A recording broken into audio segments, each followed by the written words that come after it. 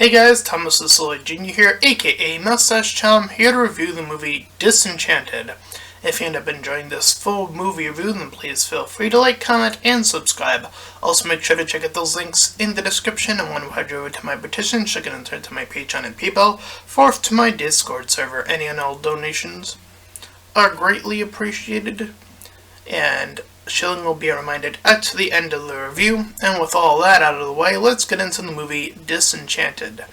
So for those of you who don't recall, since like Hocus Pocus 2, the first Hocus Pocus movie was significantly older, but Enchanted, the first movie of this ilk, was also not as old as, say, Hocus Pocus, but still a pretty decently length amount of time apart from that one and its inevitable sequel that I thought was actually going to happen at some point. I just didn't expect it to take this long. However, I guess they felt like now was the time, and, despite having how much time has passed, they've developed a whole new story. And while I do see some of its issues, I will point out some of the things I do think that are quite original for this Disney movie, considering Enchanted was all about, sort of like a meta commentary on the whole, falling in love at first sight, and while not even the first Disney movie to technically do it, it was one of the earlier ones that I can recall, and in addition to being live action, since this takes from more of the animated ilk of animated Disney movies. In fact, just like that one, I believe, which also opened, if I remember correctly, it's been a while, but I also believe it opened in its animated form, which this one does as well. And getting our narration done by the squirrel, whose name is Pip, or something like that. He has kids now, apparently. I don't know. So much how time has passed. So he gets ready to tell. He told them the story of Enchanted, and they're like, "Yeah, we heard this story a million times." And he was like, "Oh, okay. I bet you haven't heard this story." And he pulls out the Disenchanted book, and they're like, "No way." So he begins to narrate. And it kind of goes through this little montage as he's sort of explaining it through. So apparently they had another daughter, and Morgan, their older daughter now, is now a teenager at this point. But with an additional family member, their money's gotten a little bit more tight, so they were moving away from New York, where things are, the hustle and bustle, and the expenses were just too much, so they decided to go for the suburb life. So Giselle, as we see her in the New York, as they're getting ready to travel, is talking to her little animal companions. And as they head out and travel, which doesn't take too long in the film, the house that they are getting ready to buy is still being worked on. During this little building sequence, this is where her first little musical number kicks in about how they even moved from the suburbs in the first place, and how this can be a new enchanted story that they can tell. However, the little kerfuffle causes some of Morgan's clothes to burn. And just about as she's about to sing again, she's cut off. So they had a little bit of a rough morning. And we see the well from their area glows, and we see the king and queen of the animated land. I forgot to actually write it in my notes, so I'll just refer to them as the king and queen from that land. Visit them. Edward offers up his blade to the father, and they also offer the queen, or the mom, a magic wand. So the father gets ready to go to work, so he goes on a bus, and he gets hit with a bleak reality of you'll probably just do this over and over again until the day you die. That's the dialogue in this movie, I kid you not. That was a little bleak, but okay. I feel like Disney has definitely pushed away from the very bleak comedy recently, so that was pretty interesting to hear them go for that type of humor in this type of movie. Anyway, so Giselle talks with our little resident person in the school district. Her name is Melvania, as her own daughter Morgan is going to school. She meets her immediate crush, because of course she's a teenager now, so that's what they're setting up in this movie, named Tyson. And we immediately cut to, after their little mini discussion at school, to her being upset coming home from school. All the while, Giselle sees this poster for this flyer fairy tale thing, or something of that sort. So Morgan is still upset that Giselle even attempted to step in and help, and she did that by going to the school and trying to get friends for her at that point.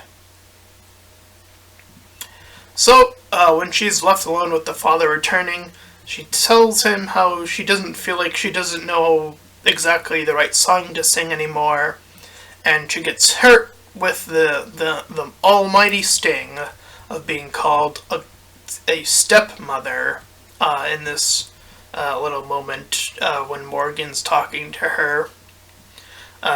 So that's a very big hint of where this movie is going, because stepmothers in the Disney tradition, going back from some of our Disney classics, are usually being the ones that are the evil characters. So it's already setting us up to tell us something about what's going to happen here. Anyways, Giselle sings about what even happens after this so-called happily ever after, and how this isn't it. Things are still going pretty poorly right now. Anyway, we cut in to see Pip as he visits in within his own narrated story. So, Giselle gets the bright idea to use the wand, as Pip is also in there trying to convince her sort of not to, using his super squeaky voice. But she does manage to make the wish anyways. She wishes that their life was a fairy tale life. And then we see the magic from her sprawling outward from the spell after she walks away. Okay. So, based off of that, the narrative takes a complete 180 because of this one wish she makes. So I guess that's sort of where someone's criticism could reasonably cut in, saying that, this whole Morgan being situated seemed like the plot that we were going to follow. We were going to follow her struggles throughout school, and the whole young crush thing, and taking that route specifically and sticking to that in the modern era. However, the wish completely flips that on its head, as the next morning, all the appliances come to life, and Morgan is in a more traditional Disney-esque uniform, or dress I should say, and she's also singing now, as her father takes on the role of a quest giver. So it seems like they are implanting themselves in the roles they would have been typically in a more older Disney movie. And I mean older Disney movie because of the newer Disney movies, like Moana and things like that. What we see as the Disney princesses drastically changed in the eras that have preceded the vintage Disney princesses. Even the non-Disney princess who somehow became a Disney princess anyways, that being Mulan, was still one of the earlier examples of this type of, character that doesn't fall under that persuasion. And yet, for some reason, again, Disney still markets her as a princess, which I still don't get, but whatever. Point being that everything, even in the town, is also old-schooled. And thus, the woman we saw from before is now the queen. And she even has her own mirror on the wall. And her two allies are her assistants of her still, but, in a more traditional sense as well. However, Giselle is also affected by a spell, but in a way that is very interesting to me, is that she starts to, since she was called the stepmother, remember that initially, she starts to take on that specific role. And it's going to pop in and out throughout the movie. And I will say it now, I'm trying to think of another Disney movie that's done this, and I've been thinking about it ever since I saw the movie, and I'm still struggling to think about a Disney movie that's done this specifically before, and I'm coming up completely flat. So maybe this is a completely new idea, so maybe Disney does still have some fresh new takes on stuff, and this is proof of that, who knows, right? So, Morgan still calls her stepmother, so there's the reinforcement of what she said, so she says it again at this point. And Pip, the squirrel, begins to shift into an evil fat cat because she's the stepmother now, very slowly but surely. All the while, the father's, his side plot is kind of going out there and slaying a dragon and all this other stuff where he's out and about. It's not the most effective thing in the story, so I would probably say he's the weakest character, at least in this segment here. And one of the kids stops it with the dragon with the sliding rock, pushing it down, or sliding it down, or whatever, how he did it. Anyway, so we get a little scroll action as the scroll comes to life, the one that came with the wishing wand. And it gives Giselle the ticking clock. The scroll offers as a talking scroll this warning that if it's midnight, instead of going back, which is the typical Cinderella thing, if this wish is not undone, it'll actually remain permanent. So it's a complete flip on the idea of Cinderella, is what they are doing here, in terms of how this wish functions. And we see more of that shifting of Giselle, shifting from back to that eviler side, and it's becoming more a part of her core character, I suppose is the best way of putting it. But Morgan sings as well her own little song here after the fact. And she's kind of looking for his guy, his little crush. All the while, Giselle is kind of curious about this whole queen biz. Getting a little curious about it, but all the while, Morgan gets suddenly surprised as she's in the little courtyard and her crush, Tyler, I think his name is, I think I said earlier, I don't remember, his character is so not important in this movie, to be honest. He's so not a character, which that definitely feels like vintage Disney, of the prince being this such a nobody character, and invites her to the prom, or I guess the castle dance is the equivalent of what that would have been back then.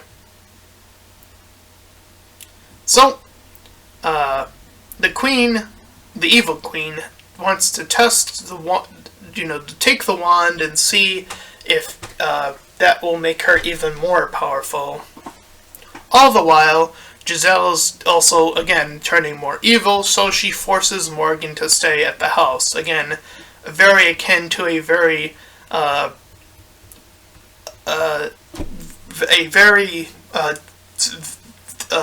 altered take on the vintage Cinderella story here. All the while, we get another father moment where we see a giant come in, and he manages to save somebody else, but not stop the giant.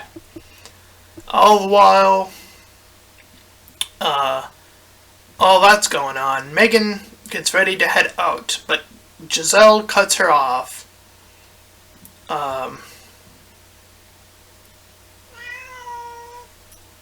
So, she forces Morgan to, again, try to stay. But in this little moment where she's sort of struggling back and forth still, she still has some will left.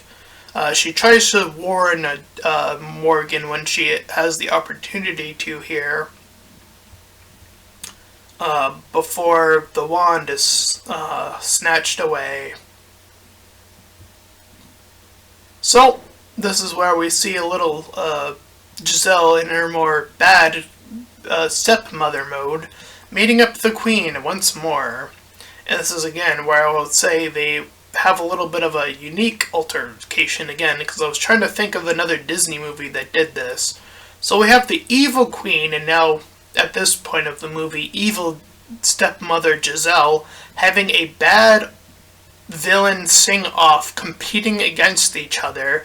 And again, to me, that sounds a little bit original. I don't know. I was trying to think of, like, was there another Disney movie that had two separate Disney villains that were competing to see who's more evil, and they had a Disney evil sing-off? And I'm like, I don't know. I really am.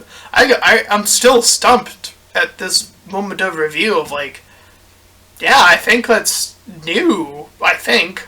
Again, comment below if that's incorrect, and tell me where that might have happened before, because I'm completely in the dark if that's the case. Anyway, after their little sing-off, Giselle pushes Morgan into the animated world, where she warns the king and queen there. And they offer up the magic of memories, which is something they alluded to at the very beginning of the movie, which I didn't bring up then, but I'm bringing it up now. So at least they have that to go off of, is that they had a little setup for it. So the father goes off looking for Morgan. All the while, during her little visit there, she gets a little song with her, with the queen here, with the power of the magic of memories, and it's quite a lovely song, probably the most visibly, like, the more powerful songs, I guess, in the general thing. All the while, the evil cat Pip steals the wand. So now Giselle has the wand at this point, but she's evil already. All the while, Giselle gets a little lift out of her animated prison cell. All the while, Giselle and the evil queen have an evil magical duel, and Giselle gets the upper hand.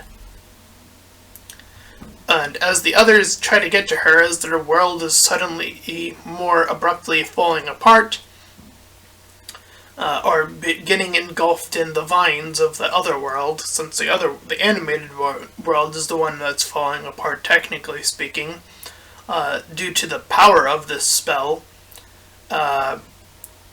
She rips up the memory tree. However, the magic of doing that, I guess, gets her all fixed up. Like that's how strong the memories are. Despite ripping them, they were glittering all around her, and they just fixed it right up.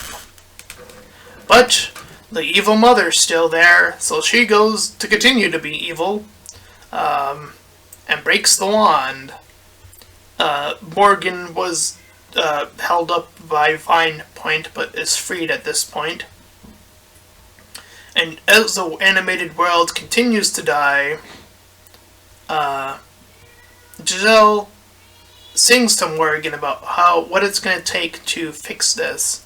And when she passes, as she puts it, or something along those lines, or fades, as she puts it, that Morgan will have the ability to set things right. So she, now having the wand, or a piece of the wand anyways, makes her wish to go back to the way things were, essentially.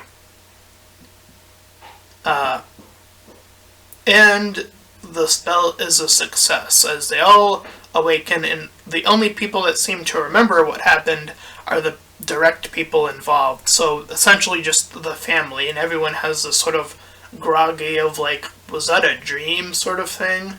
So it sort of plays with the whole it's a dream thing, but the characters that were directly involved, like I said, the family, still have a better understanding of and remembrance of exactly what happened.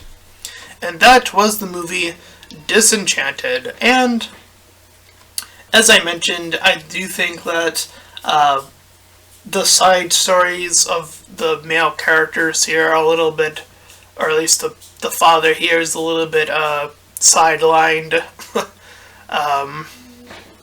But I do think, again, there are some positives here to take from it, like the twist on Giselle's character and what they do with her and turning her evil, and seeing how that interacts with it, again, another evil character, and setting up that whole thing. So I do think that portion of the movie was unique, and other parts of the movie were a little bit weaker. And Morgan's, again, her relationship, this crush that she has, is again another weaker portion of the movie. It's a very, because it's from her perspective, not his. So we don't really get to know really much anything about this character, which again kind of falls in line with it also criticizing the early Disney movie, but it does the same thing, so I'm going to criticize it equally the same, is essentially what I'm getting to. So if I were to give this movie a score, I'm actually going to give it a 5 out of 10, and I would say, again, that decent score, because again, I do think that there are portions of this movie that are particularly strong. The musical numbers themselves are all pretty good, decent songs.